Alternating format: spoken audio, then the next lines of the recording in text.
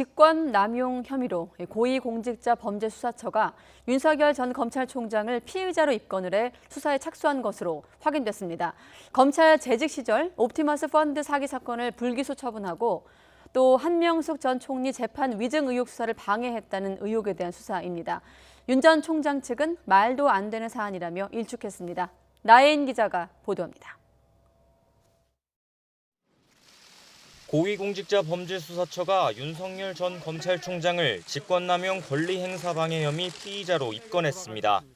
지난 2월과 3월 시민단체가 고발한 사건에 사건 번호를 부여하고 정식 수사에 들어간 겁니다.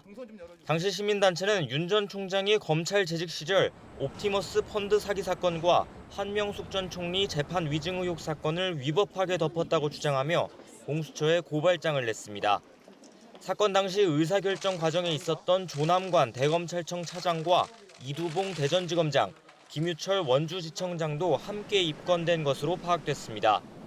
윤 전 총장은 옵티머스 펀드 사기 사건이 처음 불거진 재작년 서울중앙지검장으로서 사건을 무혐의로 처분해 피해를 키웠다는 이유로 추미애 전 법무부 장관의 감찰 지시를 받았습니다.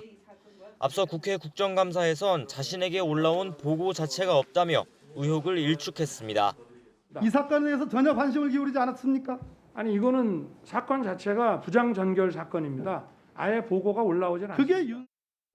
한 전 총리 사건 감찰 방해 의혹은 지난해 법무부의 징계 청구 사유까지 포함됐지만 징계위원회에선 무혐의로 결론났습니다.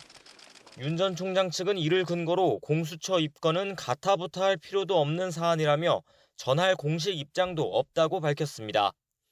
윤 전 총장은 지난해 판사 불법 사찰을 지시하고 채널A 사건 수사를 방해했다는 이유 등으로 받은 정직 2개월 처분도 취소해달라는 행정소송을 이어가고 있습니다. 모든 징계 사유가 사실과 다르고 징계 절차도 위법했다는 건데 6달 만에 열린 첫 재판에선 특히 당시 재판부 분석 문건의 위법성을 주장했던 심재철 서울 남부지검장을 증인으로 불러달라고 공세에 나섰습니다. 재판 관련 문건 작성에 대해서 직권남용도 아니고 했다는 것에 대해서 검찰의 무혐의 결정이 나와 있습니다. 법무부 쪽에서 주장하는 모든 주장에 대해서 전부 다 배척하는 취지의 판단이 다 자세히 기재되어 있습니다. 퇴직한 뒤에도 징계 취소 소송으로 명예를 회복하겠다는 윤 전 총장이지만 공수처 수사가 본격화하면 어떤 식으로든 재직 시절 검찰권을 남용했다는 의혹을 다시 해명해야 할 것으로 보입니다. YTN 나혜인입니다.